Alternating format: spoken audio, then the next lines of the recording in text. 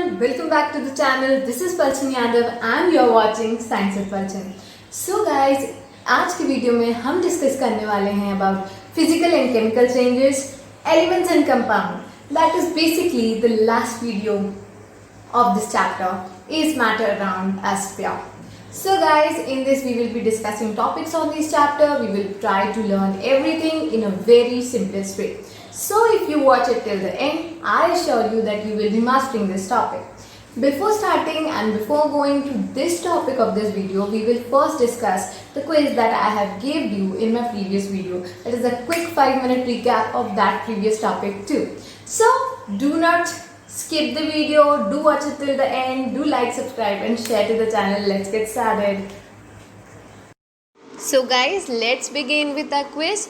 Okay, so in this quiz, the very first question that I asked you was about कि homogeneous mixtures क्या होते हैं.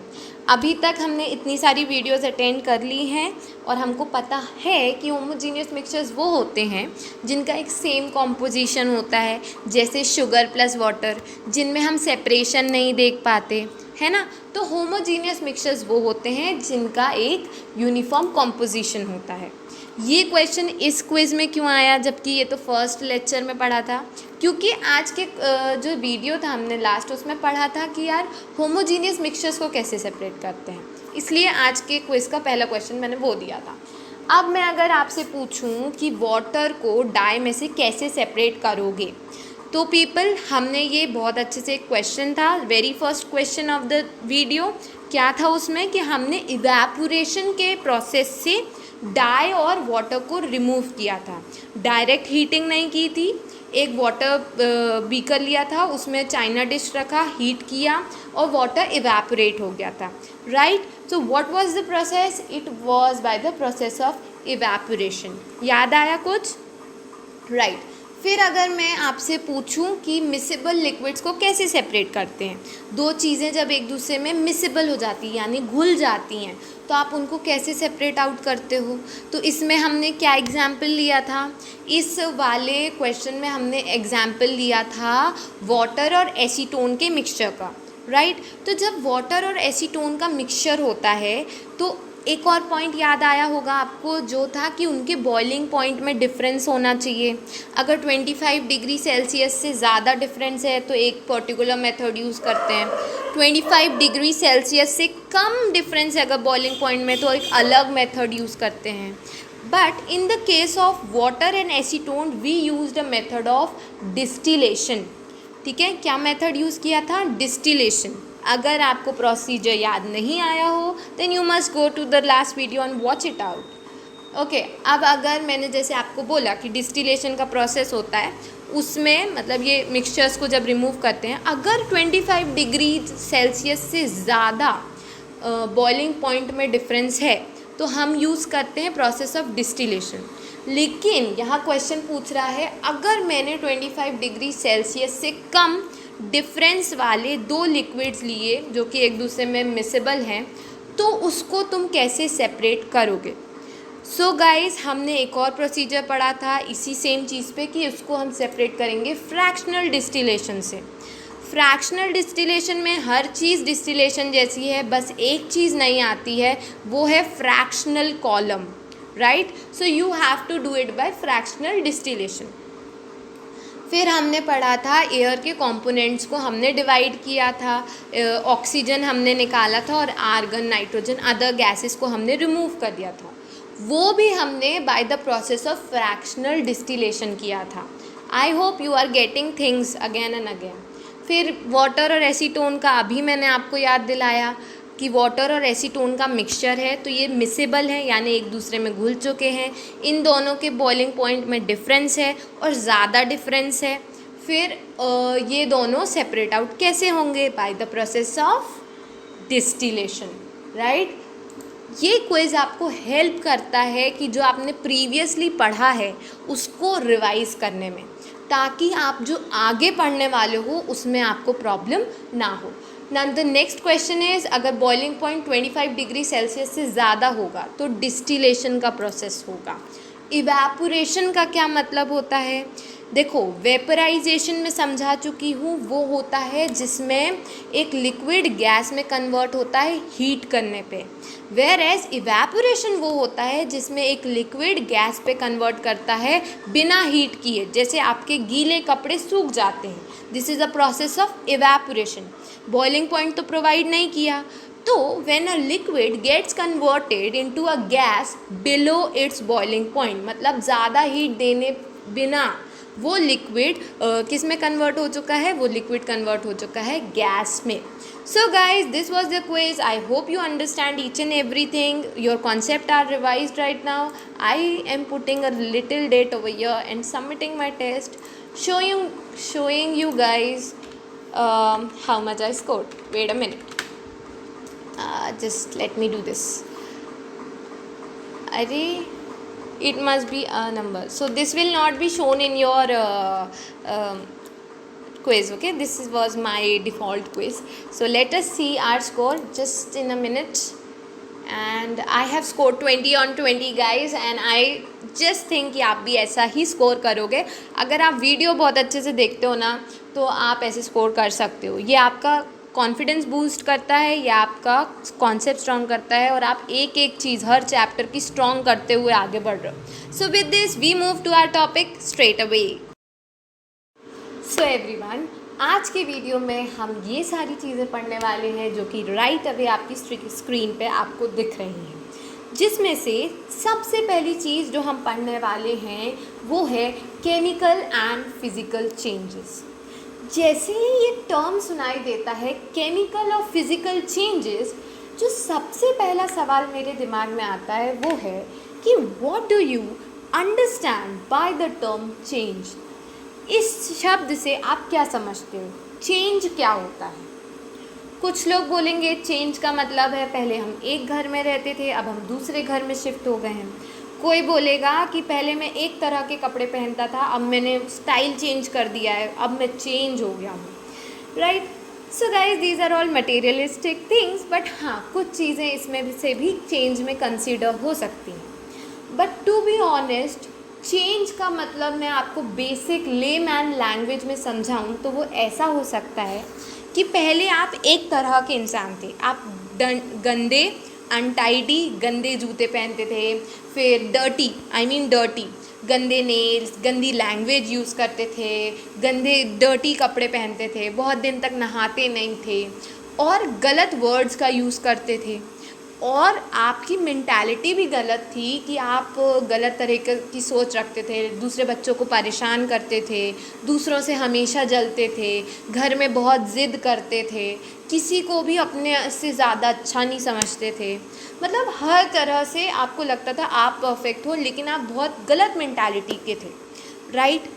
फिर क्या हुआ कि जैसे भी तरह के आप इंसान थे, आप कुछ लोगों के कांटेक्ट में आए, जैसे good books, good friends, good teachers.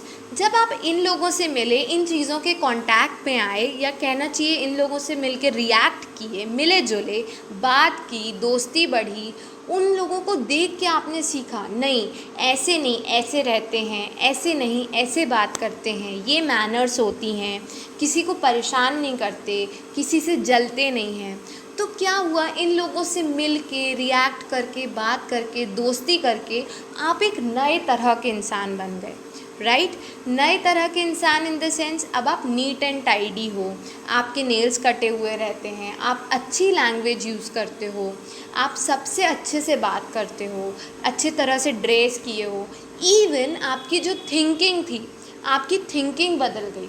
अब आप दूसरों को देख के उनके बारे में गलत नहीं सोचते, दूसरों को देख के जलते नहीं हो। अगर कोई अच्छा दिखता है, अगर कोई आपके साथ वाला भी अच्छा कर रहा है तो आप उसको अप्रिशिएट करते हो। तो इन ऑल आप मेंटली भी चेंज हुए और आप फिज़िकली भी चेंज हुए, जस्ट बिकॉज क्योंकि आपने कुछ चीज़ों से रिएक्ट किया, राइट। वैसे ही क्या होता है, हमारी केमिस्ट्री में भी चेंजेस होते हैं। कई चेंजेस फिज़िकल बेसिस पे होते हैं, ठीक है, और कई चेंजेस इंटरनल बेसिस पे होते हैं। तो क्या होता है, फर्स्ट चेंज को हम कहते हैं फिज़िकल चेंज। इस एग्जाम्पल में समझो तो पहले आप गंदे कपड़े पहनते थे, अब आप अच्छे कपड़े साफ़ सुथरे पहन रहे हो, तो क्या हुआ, फिज़िकल चेंज। बाहर आपके अपीयरेंस में चेंज हुआ, आप कैसे दिखते हो उस चीज़ में चेंज हुआ। तो फिज़िकल प्रॉपर्टीज जब चेंज होती हैं तो उस चीज़ को हम बोलते हैं फिज़िकल चेंज, राइट। अब दूसरा चेंज जो आपके अंदर हुआ था वो था आपके बिहेवियर में और आपकी मेंटालिटी में। मतलब कहना चाहिए कि आप एक तरह के मेंटालिटी के इंसान थे, अब आपकी मेंटालिटी चेंज हो गई तो आप एक अलग तरह के इंसान बन गए, राइट। तो जब आपके बिहेवियर और इंटरनल मेंटालिटी में चेंज होता है तो वो क्या था, वो एक गुड चेंज था। वैसे ही केमिकल चेंजेस भी क्या होते हैं, किसी सब्सटेंस के अंदर उसके मॉलिक्यूल्स, उसके पार्टिकल, यानी कि जो एक सब्सटेंस के अंदर जो चेंजेस होते हैं उन्हें हम केमिकल चेंजेस बोलते हैं। और जब सब्सटेंस के बाहर दिखावट या फिर दिखने वाली चीज़ों में चेंजेस होते हैं उसे हम फिज़िकल चेंजेस बोलते हैं। सो गाइज, इसको और अच्छे से डेफिनेशन वाइज समझते हैं। सबसे पहले समझते हैं कि फिज़िकल चेंज क्या होता है। तो by definition the one in which only physical property of the substance changes, वो चेंजेस जिसमें सिर्फ फिज़िकल प्रॉपर्टी चेंज होती हैं, number 1 point. And number 2 point, जिसमें we don't get a new substance formed. अब देखो, आप पहले बुरे डर्टी क्लोथ्स पहनते थे, अब आप नीट एंड क्लीन क्लोथ्स पहनते हो। पहले भी आपका नाम आरव था, आप आरव ही थे, आज भी आपका नाम आरव है, आज आरव ही हो, बस आपके कपड़े बदल गए, इंसान तो नहीं बदला ना। तो हम क्या बोलेंगे, कोई पहले आरव था तो अब अमीता तो नहीं हो गया, पहले आप लड़के थे तो अब लड़की तो नहीं बन गए, राइट। तो वैसे ही कोई नया इंसान नहीं मिला, वैसे ही सिर्फ फिज़िकल चेंज हुआ, वैसे ही यहाँ पे भी कोई नई चीज़ नहीं बनती है, जो पहले था वही अभी है, बस उसका स्टेट चेंज हो गया। फॉर एग्ज़ाम्पल, हमारा जो आइस था वो वाटर में बन गया, लेकिन आइस में भी H2O के मॉलिक्यूल्स थे, वाटर में भी H2O के ही मॉलिक्यूल्स हैं, कुछ नहीं बदला, सिर्फ स्टेट चेंज हो गया, सॉलिड से लिक्विड, लिक्विड से गैस, ऐसा कुछ। और एग्जाम्पल में देखें तो आपकी जो ट्री है उसको हमने काट दिया, ट्री भी कुछ पार्टिकल से, जो पार्टिकल से मिलके बनी थी उसका वुड काटा, वुड भी उन्हीं पार्टिकल से मिलके बना है, सिर्फ अपीयरेंस का चेंज हुआ, राइट। अब अच्छा, मैंने आपको आपका एग्जाम्पल दिया था, उसी से समझो। अगर आप बुरे कपड़े से अच्छे कपड़े पहनने लगो तो क्या ऐसा हो सकता है कि आप अपने कपड़े चेंज करके वापस बुरे कपड़े भी पहन सकते हो? तो आप बोलोगे यस मैम, ऐसा हो सकता है, क्योंकि कपड़े तो कभी भी बदल सकते हैं, राइट। तो ये जो फिज़िकल चेंजेस होते हैं ना, ये रिवर्सेबल चेंजेस होते हैं। अगर आप बुरे से अच्छे कपड़े पहन सकते हो तो आप अच्छे से बुरे कपड़े भी दोबारा पहन सकते हो। So it is a reversible change. तो ये जो फिज़िकल चेंजेस होते हैं वो रिवर्सेबल होते हैं, इनमें हमको कोई न्यू सब्सटेंस नहीं मिलता और इनमें सिर्फ फिज़िकल प्रॉपर्टी चेंज होती हैं, ठीक है। अब अगर मैं आपसे बोलूँ कि जब आपने पुराने कपड़े पहने थे या गंदे कपड़े पहने थे, फिर आपने अच्छे नीट एंड टाइडी कपड़े पहने, तो क्या कोई मेहनत लगी? क्या आपने घंटों की मेहनत की? क्या आपकी कोई एनर्जी लगी? तो आप बोलोगे नहीं।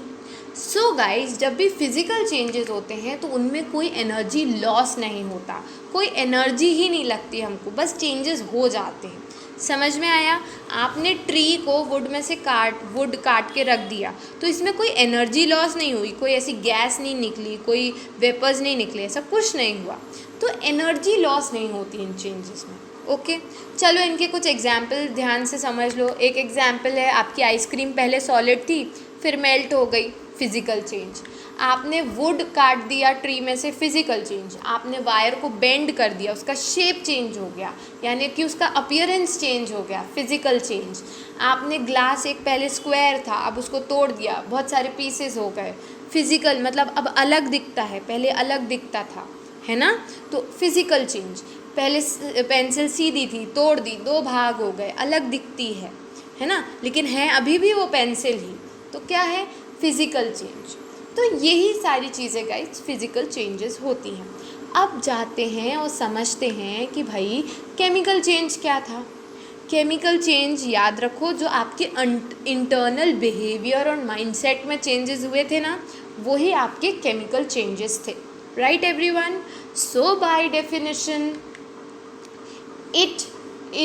these are the changes where the chemical property changes। जब किसी सब्सटेंस की केमिकल प्रॉपर्टी चेंज होती है तो वो पूरी तरह से अंदर से चेंज हो जाता है। फॉर एग्जाम्पल वाटर और ऑयल दोनों लिक्विड हैं, लेकिन वाटर जब फायर से रिएक्ट करेगा तो फायर बुझ जाएगी, आग बुझ जाती है पानी डालने से। लेकिन अगर वहीं आप तेल डाल दोगे तो आग और बढ़ जाएगी।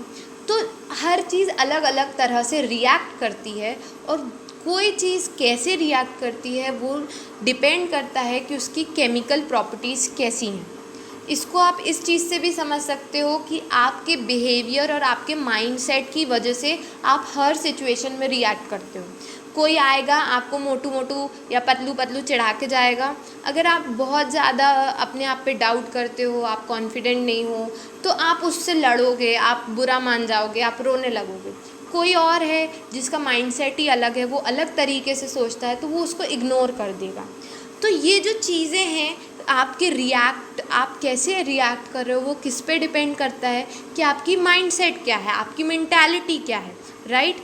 तो वैसे ही कोई चीज़ किसी चीज़ से कैसे रिएक्ट करती है वो डिपेंड करता है कि वो उसकी केमिकल प्रॉपर्टीज़ कैसी हैं, वो चीज़ किस चीज़ से बनी हुई है, राइट। आई होप आपको इस एग्जाम्पल से अच्छे से समझ में आया होगा। अब देखो, पहले आप आरव थे जो कि गलत सोच रखता था, लेकिन अब आप आरव हो जो कि एक नई सोच रखता है। तो पहले और अब के आरव में बदलाव है। अब आप वो नहीं हो जो आप पहले थे। तो ऐसा है कि जब केमिकल प्रॉपर्टीज़ बदलती हैं तो हमें एक नया सब्सटेंस मिलता है। अब जो आरव मिला है वो बंदा एक अलग सोच वाला है, वो अलग एम्बिशंस वाला है, अलग क्वालिटीज़ वाला है, राइट। तो आप वो नहीं हो जो आप पहले थे। इसलिए बुक्स और फ्रेंड्स और आपका सराउंडिंग बहुत मैटर करता है आपको कंस्ट्रक्ट करने में। Do take it as advice. Next is example, आपने वुड लिया, उसको आग लगा दी, अब वो ऐश में कन्वर्ट हो गया। वुड एक अलग चीज़ से बना है, ऐश एक अलग ही चीज़ है, तो ये दोनों सेम चीज़ नहीं है। इसमें आग रिएक्ट करवाया फायर से तो नया सब्सटेंस फॉर्म हुआ है, नई केमिकल कॉम्पोजिशंस हैं, इसकी वुड की कुछ और ही थी, राइट। ओके, अब अगर देखो इस एग्जाम्पल से समझो, पहले आपकी एक सोच थी कुछ, ठीक है, तो आप एक तरह की सोच वाले इंसान थे, आपने सही बुक्स पढ़ी, सही दोस्त थे आपके, सही टीचर्स मिले, राइट थिंकिंग हुई, आप सोसाइटी को अलग और सही तरीके से देखते हो। अब कोई आके आपको अगर लड़वाएगा, भड़काएगा, गलत सीख भी देगा, तो क्योंकि आपके पास ऑलरेडी एक सही नॉलेज है तो आप उनके बहकावे में नहीं आओगे। तो जब आप एक सही इंसान बन जाते हो, उस सही इंसान के कुछ आदर्श होते हैं, ऐसा कहते हैं, तो जो आपके जो एक प्रिंसिपल्स बन जाते हैं, जो वैल्यूज़ बन जाती हैं, उनको बदल पाना बहुत मुश्किल होता है। इसलिए केमिकल चेंजेस बहुत क्या होते हैं, इरिवर्सिबल चेंजेस होते हैं। Okay guys, these are irreversible changes. एक अच्छे और सही आदमी को गलत इंसान में कन्वर्ट करने में आपको बहुत मेहनत लगेगी और वो नहीं ही होगा। Okay, next, new substances form, मैं आपको ये पहले ही बता चुकी हूँ। ओके, तो इससे हमने सीखा है कि फ़िज़िकल चेंजेस क्या होते हैं, केमिकल क्या होते हैं। अब एग्जाम्पल देख लो, एग्जाम्पल क्या बताऊँ। अच्छा, एक और पॉइंट रह गया, energy change always take place. देखो, जब आप एक ऐसे इंसान थे जिसकी गलत थिंकिंग थी, आप नए लोगों से मिले, आपने बुक्स पढ़ी, आपने उनसे बात की, आपने मूवीज़ देखी, आपने अपने आप को टाइम दिया, आपने अपनी सोच पे मेहनत की, आपने बुक्स, न्यूज़पेपर, मतलब आपने बहुत मेहनत करने के बाद बहुत लोगों से मिल के फिर आपने भी अपने बारे में सोचना चालू किया, नहीं यार ये गलत, ये सही। तो बहुत दिमाग लगता है इन सब चीज़ों में।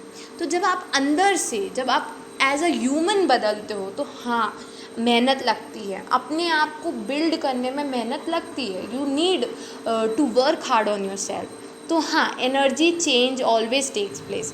आप में ये जो भी प्रोसेस है, इसमें एनर्जी लगती है। Okay, you will have to work hard to change yourself. Next we will see the example. Example क्या है, दूध का बॉयल होना, ठीक है। पहले एक सादा दूध था, अब बॉयल होके कुकिंग ऑफ राइस, सॉरी यहाँ कुकिंग ऑफ राइस लिखा है, तो कुकिंग ऑफ राइस मतलब पहले कच्चे चावल, अब पके चावल, ठीक है। फिर आपका रस्टिंग ऑफ आयरन, एक साफ आयरन फिर उसमें जंग लग गई, वो चेंज है. Burning of paper and so many other changes you can see. Even formation of a cloud, these all are the chemical changes. Okay, तो मैं बस इतना ही बोलूँगी कि ये जो आपके घर में खाना बनाना है, दूध बॉईल करना है, ट्री का कटना है, या पेपर का फाड़ दिया, या जो आपकी ट्री में से लीव्स गिर जाती हैं और ड्राई हो जाती हैं, कोई भी चेंजेस, जितने भी चेंजेस आप अपने सराउंडिंग में देख रहे हैं, या तो वो एक फिज़िकल चेंज है या तो वो एक केमिकल चेंज है. Okay everybody, I hope you have understood. Now let me check how much you have understood. These are the simple differences. आप अगर कभी एग्ज़ाम में आता है तो ये चार्ट कॉपी पेस्ट याद कर लो, वहाँ जाके डाल देना. वैसे मुझे लगता है याद हो गया होगा अब तक. ये आपके NCERT के क्वेश्चंस हैं, मैं बोलती जाऊँगी और एक्सप्लेन करती हूँ. आप खुद टेस्ट करो आपको सही बनता है कि गलत. रस्टिंग ऑफ अ आयरन, पहले एक सूखी नेल थी, सही नेल थी, अब रस्टिंग हो गई, केमिकल कॉम्पोजिशन चेंज हो चुका है. It is a chemical change. Boiling of water into steam, water vapour में बन गया, स्टेट चेंज हुआ है. लिक्विड था गैस में बन गया, लेकिन वो जो वाटर था वो भी H2O से बना है, जो स्टीम है वो भी H2O से बनी है. These are physical changes. जब भी किसी सब्सटेंस का स्टेट चेंज होता है, यानी कि अपीयरेंस चेंज होता है, वो एक फिज़िकल चेंज है बेटा. केमिकल चेंज मत लिखाइए, ठीक है. Sorry for the language. Okay, next one is, आपने वाटर में से करंट पास किया और करंट पास करने की वजह से H2O का मॉलिक्यूल ऑक्सीजन और हाइड्रोजन में ब्रेक हो गया. आप खुद देखो, पहले H2O था, अब हाइड्रोजन ऑक्सीजन अलग हो गए हैं, नए सब्सटेंस मिले ना, इरिवर्सिबल प्रोसेस है ना, और केमिकल कॉम्पोजिशन चेंज हुआ ना. So guys it is a chemical change. Burning of a paper, पहले पेपर था अब बर्न हो गया, ऐश में कन्वर्ट हो गया, न्यू सब्सटेंस मिला, न्यू कॉम्पोजिशंस मिले और इरिवर्सिबल है, वापस पेपर थोड़ी ना बनेगा ऐश से. फिर dissolving common salt in water, making fruit salad, these are all the question जो कि आपके NCERT में हैं. लास्ट 2 के कमेंट करके बताना आपके क्या आंसर्स हैं. Okay, you have to comment and tell me whether it is a chemical change और a physical change. So guys, these were the questions from your NCERT and the topic. I hope ये वाला topic अच्छे से समझ आ गया होगा. Now we are moving to the second topic which is the elements and compounds. So देखो, everything in our surrounding is made up of matter. आपको मैं ये फर्स्ट चैप्टर में बहुत अच्छे से पढ़ा चुकी हूँ. और मैटर किससे बनता है? मैटर वैसे तो पार्टिकल्स या मॉलिक्यूल से बनता है, लेकिन वो मॉलिक्यूल्स भी एटम से बनते हैं, है ना. तो मैटर हमारा एटम से बनता है, और ये एटम जब बहुत सारे कंबाइन करते हैं तो एक मॉलिक्यूल बनता है. हमने उन मॉलिक्यूल्स को 2 चीज़ में डिवाइड कर दिया है, एलिमेंट्स और कंपाउंड्स. एलिमेंट्स एंड कंपाउंड्स, इनके बारे में अब हम पढ़ते हैं. तो हम डिफरेंस से ही पढ़ते हैं कि एलिमेंट्स क्या होते हैं, कंपाउंड्स क्या होते हैं. ठीक है, बहुत आसानी से बताती हूँ ताकि एक बार में समझ में आए. An element is a pure chemical substance made up of a single atom. जो चीज़ सिर्फ एक ही तरह के एटम से बनी है वो एलिमेंट है. जैसे hydrogen, sulphur, oxygen, carbon, nitrogen, जितने भी ऐसे एलिमेंट हैं जो एक ही तरह के एटम से मिलके बने हैं उनको हम एलिमेंट बोलते हैं.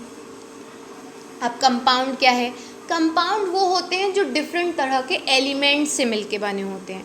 एलिमेंट हो गया हाइड्रोजन, ऑक्सीजन, सल्फर, ठीक है. अब आप हाइड्रोजन, ऑक्सीजन, सल्फर को अगर जोड़ दोगे तो जो नई चीज़ बनेगी ना वो आपका कंपाउंड होगा. तो एलिमेंट्स, जब अलग अलग तरह के एलिमेंट्स, एवरीबडी, जब अलग अलग तरह के एलिमेंट्स मिलते हैं, जैसे ये हो गए, तो वो क्या बनाते हैं? वो बनाते हैं कंपाउंड्स. जैसे देखो H2O, एक हाइड्रोजन एक ऑक्सीजन, अलग एलिमेंट्स हैं, मिल गए कंपाउंड बन गया. NaCl, अलग अलग एलिमेंट्स हैं, मिल गए कंपाउंड बन गया. तो कंपाउंड्स हमारे किससे बनते हैं? हमारे कंपाउंड बनते हैं एलिमेंट्स से, और डिफरेंट तरह के एलिमेंट्स से. समझ में आया? एलिमेंट जो एक तरह के एटम से बने, कंपाउंड्स जो अलग अलग तरह के एलिमेंट्स से बने. ओके गाइस, एलिमेंट्स को आप ब्रेक नहीं कर सकते। हाइड्रोजन है तो वो हाइड्रोजन ज़िंदगी भर रहेगा, उसके अलग अलग पार्ट्स नहीं हो सकते। लेकिन हाँ, आप कंपाउंड्स को ब्रेक कर सकते हो। जैसे H2O है तो उसमें से हाइड्रोजन और ऑक्सीजन अलग हो सकता है। ओके, आई होप आपको एक सिंपल वन गो में चीज़ें क्लियर हो गई होंगी। नेक्स्ट, ये देखो, ये है आपकी पीरियोडिक टेबल। ये आपको जब आप आगे पढ़ेंगे 10th में, 11th में, 12th में, जब आप साइंस लेंगे तो ये आपको केमिस्ट्री में बहुत बार दिखाई जाएगी। मैं आपको ये क्यों दिखा रही हूँ? मैं आपको ये दिखा रही हूँ कि आपको नॉलेज होना चाहिए कि ऐसा कुछ भी है आगे आके। बेटा, ये जो फर्स्ट जो दिख रहा है ये ग्रुप है मेटल्स का, ठीक है। ये जो बीच वाले हैं ये मेटलॉइड्स हैं, ये डी ब्लॉक बोलते हैं इसको। और ये जो लास्ट ग्रुप है ये वाला ग्रुप, इसको पी ब्लॉक बोलते हैं। और ये नॉन मेटल्स है, ये नॉन मेटल्स हैं। ये फर्स्ट, ये जो दो ग्रुप दिख रहे हैं हाइड्रोजन, लिथियम, बेरिलियम, ये दो फर्स्ट और सेकंड मेटल। थर्ड से लेके 12 तक मेटलॉइड्स, फिर 13 से लेके 18 तक नॉन मेटल्स। मैंने ये क्यों बताया? क्योंकि ये जो पीरियोडिक टेबल है इसमें हर एक जो चीज़ आपको दिख रही है, जो भी नाम दिख रहे हैं, hydrogen, lithium, beryllium, boron, carbon, nitrogen, ये सारे एलिमेंट्स हैं। यहाँ क्या लिखा है? Just focus on this line, periodic table of elements. Let me just erase this ताकि मैं आपको दिखा सकूँ। Just see this line, here it is written कि पीरियोडिक टेबल ऑफ एलिमेंट्स। इसका क्या मतलब है? इसमें हर एक चीज़ जो भी आपको दिख रही है वो सारे क्या हैं? एलिमेंट्स हैं। एलिमेंट्स क्या होते हैं? जो एक ही तरह के एटम से बने हों। तो ये जो पीरियोडिक टेबल है एटम्स की ही है, इसमें हर एक चीज़ प्योर है, एक ही तरह के एटम से बनी है, ठीक है। तो ध्यान रखना, ये आगे आपको बहुत आएगा। चलो एक बार समझ लेते हैं। मेटल्स और नॉन मेटल्स बता देती हूँ, और मेटलॉइड्स क्या होते हैं ये बता देती हूँ। मेटल्स क्या होते हैं? जो हीट और इलेक्ट्रिसिटी को कंडक्ट करते हैं, ये आपने बचपन में भी पढ़ा होगा। नॉन मेटल क्या होते हैं? जो हीट और इलेक्ट्रिसिटी को कंडक्ट नहीं करते। मेटल को अगर आप बहुत ज़्यादा हथौड़ा मारो तो वो एक शीट में कन्वर्ट हो सकता है, यानी कि वो मेल्युएबल है, ठीक है। लेकिन नॉन मेटल्स ऐसा कुछ नहीं करते। जो मेटल है अगर आप उसमें कुछ भी मारोगे तो आवाज़ आती है, सोनरस है। नॉन मेटल में आवाज़ नहीं आती है। Metal they have silver, grey और गोल्ड कलर, ठीक है। ऐसे कलर के होते हैं, सिल्वर कलर होता है या गोल्ड होता है या ग्रे होता है। यहाँ जो नॉन मेटल होते हैं वो वेरियस कलर्स में मिल सकते हैं, ओके। मेटल में शाइन होता है, लस्ट्रस होते हैं। नॉन मेटल में कोई शाइन नहीं होता, ठीक है। तो ये डिफरेंसेस थे मेटल और नॉन मेटल के। और मेटलॉइड्स क्या हैं एवरीवन? मेटलॉइड्स वो हैं जिनकी प्रॉपर्टीज़ आधी मेटल जैसी और आधी नॉन मेटल जैसी, ओके। तो आई होप ये भी आपको क्लियर है। अब मैं आपको बताऊं कि हमने ये जो चैप्टर शुरू किया था, is matter around us pure, तो हमने पढ़ा था कि जो मैटर है वो दो टाइप का है, या तो प्योर सब्सटेंसेस हैं या तो इम्प्योर सब्सटेंसेस हैं। प्योर सब्सटेंस में हमने एलिमेंट्स पढ़ लिए, कंपाउंड्स पढ़ लिए।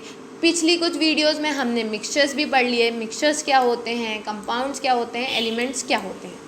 आज की डेट में हम ये पूरा फ्लो चार्ट हर तरीके से पढ़ चुके हैं।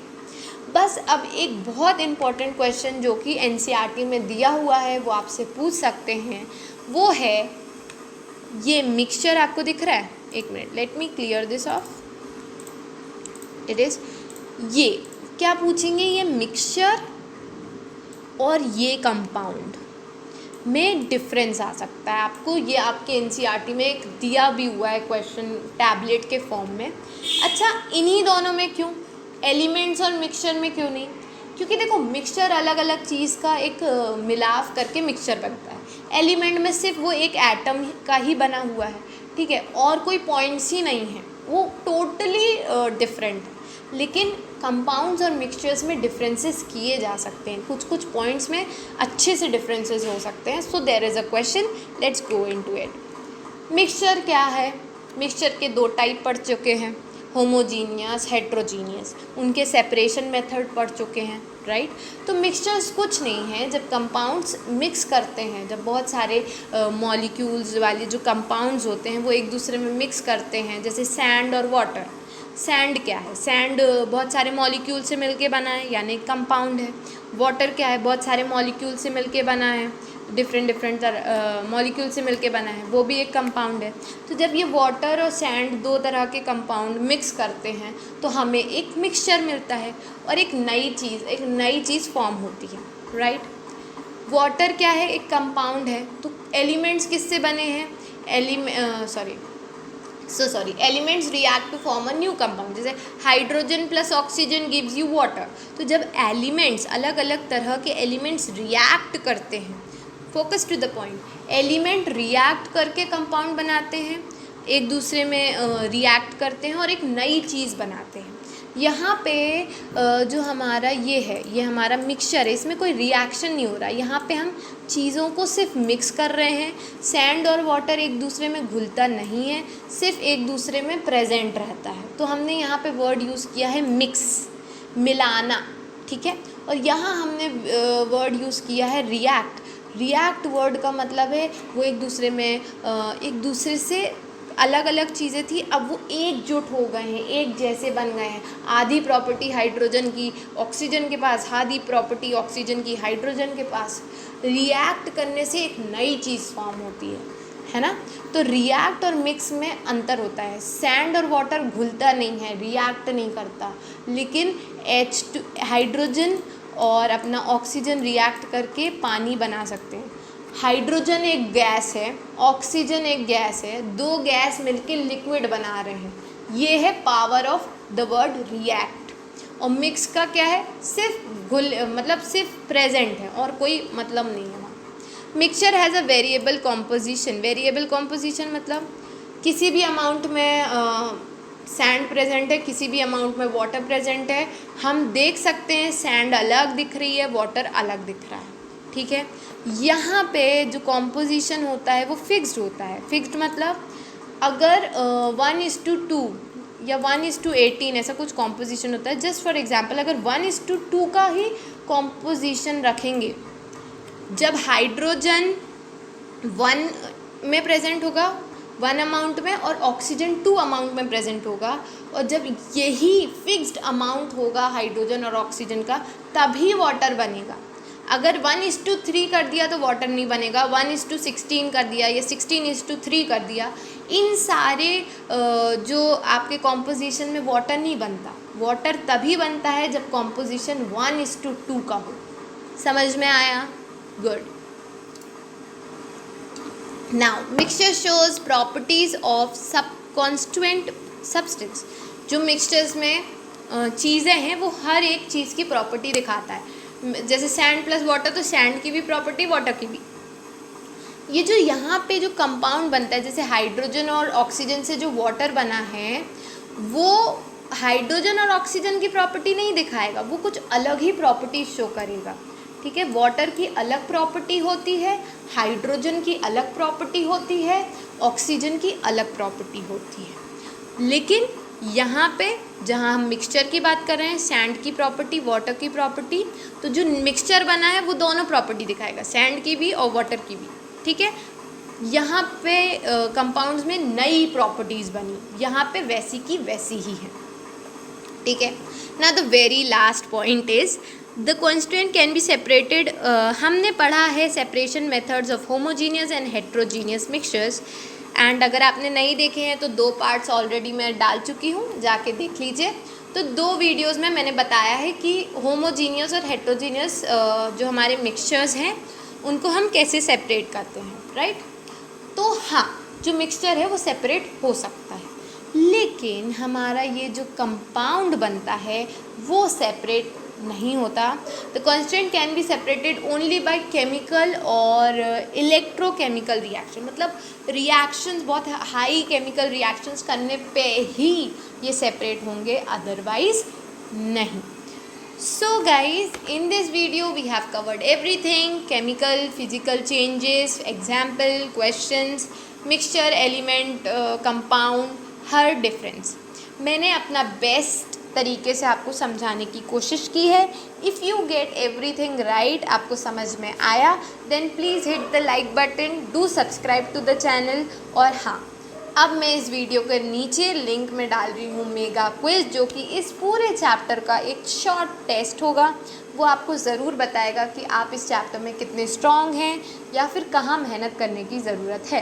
सो do check them out, do follow me on Instagram, Facebook, the links are in the description below. Have fun, keep learning, do watch the channel, do subscribe, like and share. Thank you everybody.